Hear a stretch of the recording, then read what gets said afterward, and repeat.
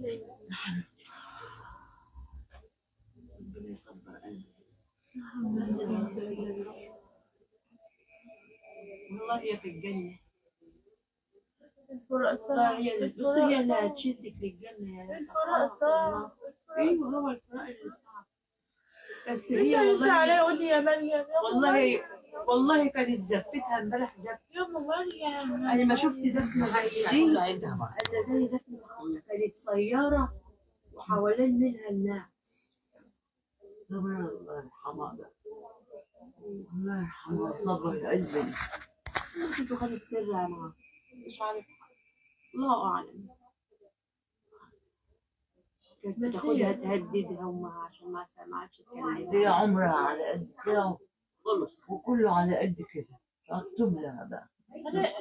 البنت اللي مش عايزه تمشي معايا دي تمشي معايا يا محمد. دي تمشي مع بنتي. مريم تمشي مع دي.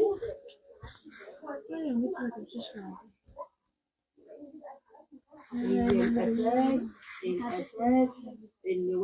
الاساس غلط. مروح عليه غلط من الاساس. لا اشمعنى بنت خالي؟ طيب انا مالي امال بنت خالي؟ رديت منعت هي دفع نفسها. ما اصحاب لا يجوا هنا. طب التانية لو اتمنعت ابوها يمنعها. لكن ابويا مين اللي هيمنعها؟ لان لو كانت ابوها منعها كانت هتيجي تقول لي ده مريم بتروح.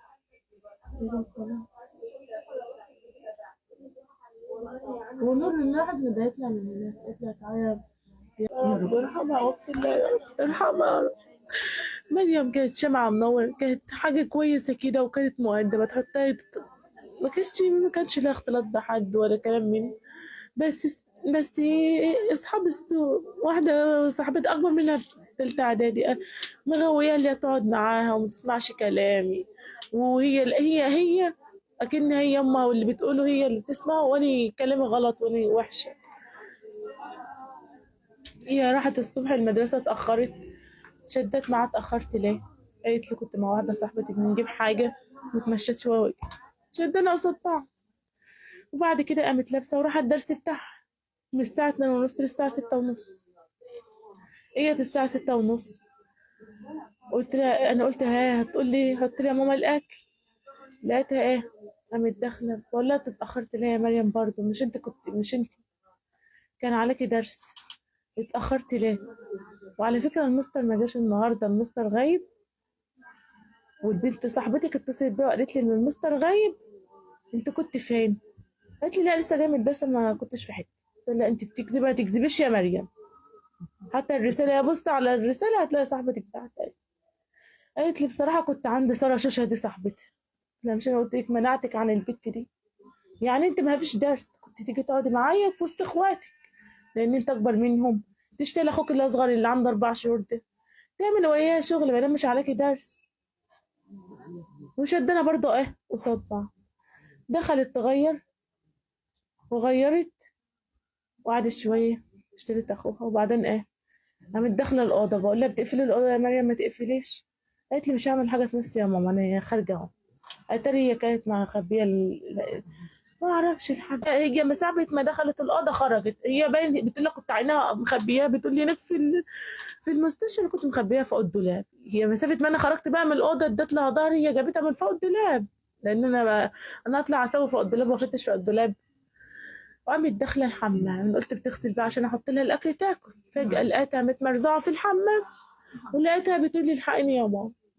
والحمام كان عندي ضلمه كان اللمبه محروقه. شحطتها وخرجتها وبلبسها. لقيتها متلجه وحواجبها وشفايفها بيضه وعينيها مقلوبه.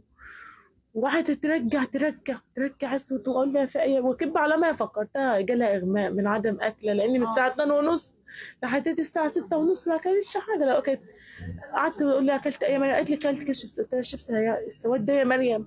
قالت لي هي الحبايه وانا ما اعرفش والله العظيم لو كنت اعرف. بقيت اصوت في الشارع على ان مسرقه ولا عندها اغماء ولا اتخبطت في دماغها في الحمويه بتوعها.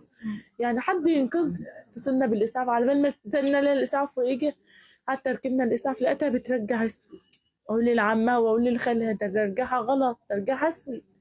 هي اكل اسود قالت لي رحت هناك المستشفى قالوا لها فيها ايه مالها، قلت لهم اغماء غرق وسرقة من، وقعت من الصبح وهي في الدروس وباين ما اكلتش يمكن. قالوا له طيب ركبوا لي محلول واخدونا على الاشعه المقطعيه وانا ما اعرفش، وكل ده وقت من عمرها يا حبيبي بيضيع وانا ما اعرفش اللي كل ده وقت، وهي واخده الحبايه وبتهرف كبدها وانا في قلبها وفي معدتها وانا ما لو كنت اعرف.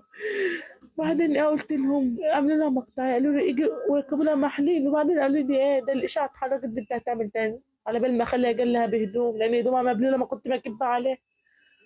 واجا ومرات خالها لا بقول لمرات خالها هو هدومها معكوكه اسود كده، لا هو الترجيع بيبقى اسود كده. قالت لي اسالي بنتك الترجيع ده غلط شكله غلط، اسالي بنتك اخده ايه.